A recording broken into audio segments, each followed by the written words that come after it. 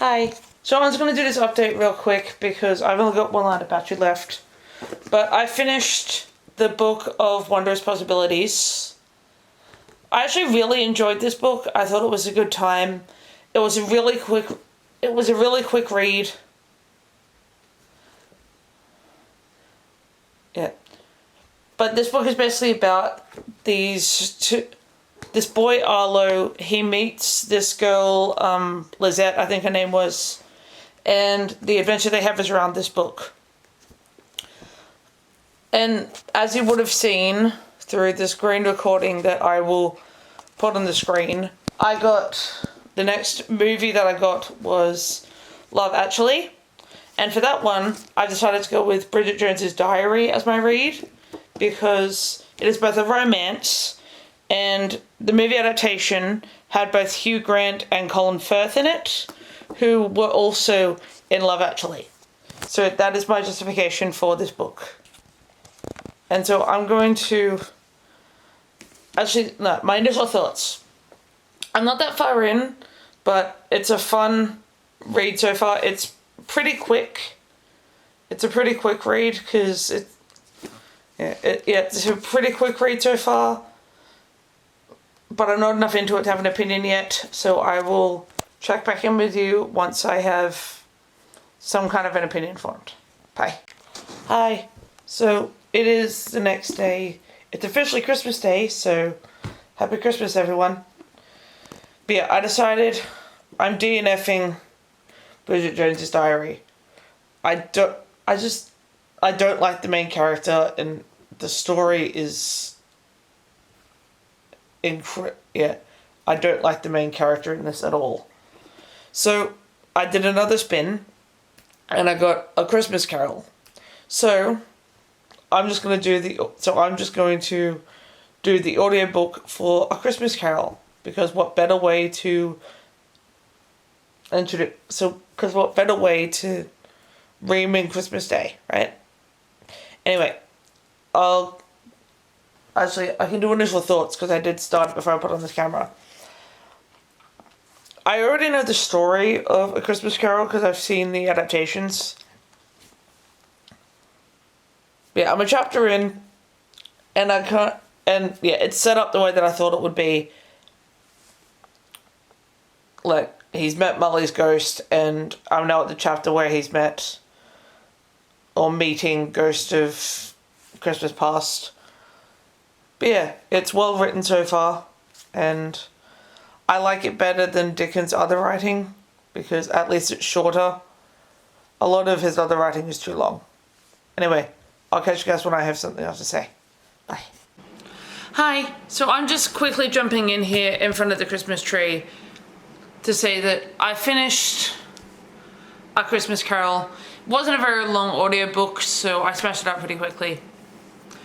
I can say I actually quite enjoyed the writing of it. Thought it was well written.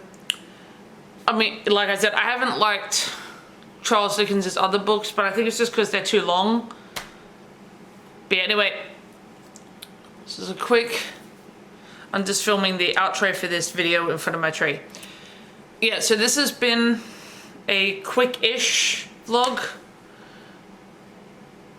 I just thought it'd be a fun idea, and I did get some books read, or knocked off my TBR. So yeah, I will say bye, and I'll see you guys in the new year. Bye. Hi. So ignore the fact that I am ridiculously blown out and it's terrible lighting, but this is probably going to be my new filming space in my new house. I haven't quite finalized it yet, but I've got all my plushies set up, the couch. But anyway, I am filming the intro to this video because I am, as an Australian, I'm going to read books that have been banned in the US government for whatever reasons.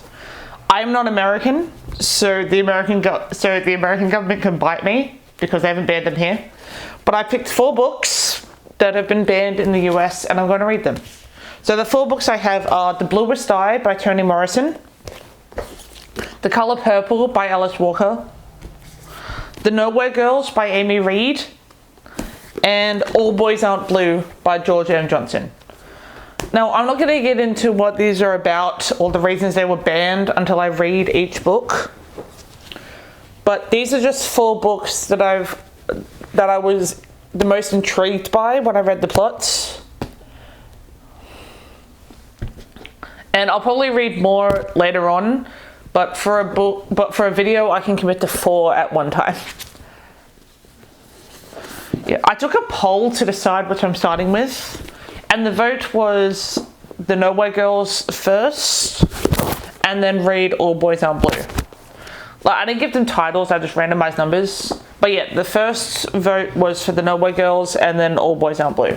So these are my 2 starting books. And I'll catch you guys in... Actually, before I do that, I'll give you guys a library tour, because I finally set up my library in the new house properly, and I feel like you guys should see it. And I'm not committed enough to do a full video just for a library tour, so I'll just put it here. Okay, so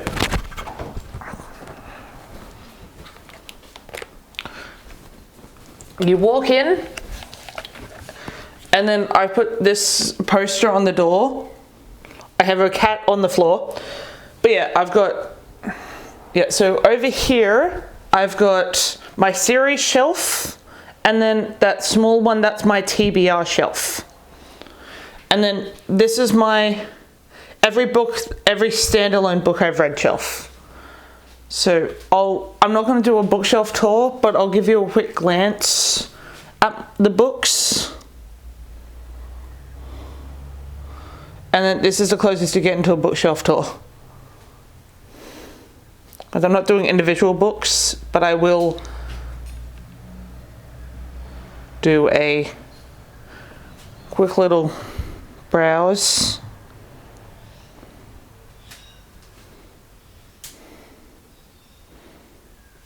Yeah, and then I've got my couch set up with my little plushies.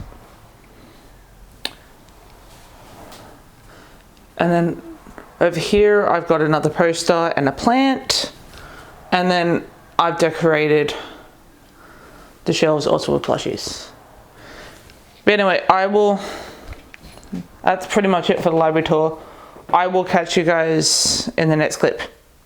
Bye. Alright, you know what? We're going with this. No, I will fix that. Alright, you know what? I'm going with that. Okay. So I am 80 pages into The Nowhere Girls, and I am actually really enjoying it so far. It's about this girl, Grace, who moves to this new town, and she's moved into a house of someone who was run out of the town because of I don't know how to word this part without using language that is inappropriate for YouTube, but let's just say something happened to this girl, and this new girl, Grace, and these 2 new friends that she's made are trying to like get justice for this girl. And yeah, I'm liking most of the characters. I'm not the biggest fan of one of her friends, but I think that's just because of the way that this author wrote her. But yeah, I am actually really liking this book so far. And it's quite a quick read. I read the 80 pages fairly quickly. Yeah. And I just like the girl power feel. Like, this girl, Grace, just moved into the house. She's never met this girl in her life, but she's willing to stand up for this girl. And I like that instant girl power feel of her. And the boys in this are absolute jerks. Jerks is the PG version of what I want to say. But yeah, there's the 3 main characters. You've got Grace, who's this new girl. You've got Rosina, who's like this who's like, she's hit all the stereotypes. Yeah, you've got Grace, who's just a new girl in town. Then you've got Rosina, who's this misunderstood Mexican lesbian, and then you've got Erin, who has Asperger's and has shaved her head. And as someone who has experience with Asperger's, both having autism myself and having a brother with Asperger's, I am being a bit more critical with that particular portrayal. But anyway, I will keep you updated, but I am really liking the story so far, which I think is a good thing. Okay, later.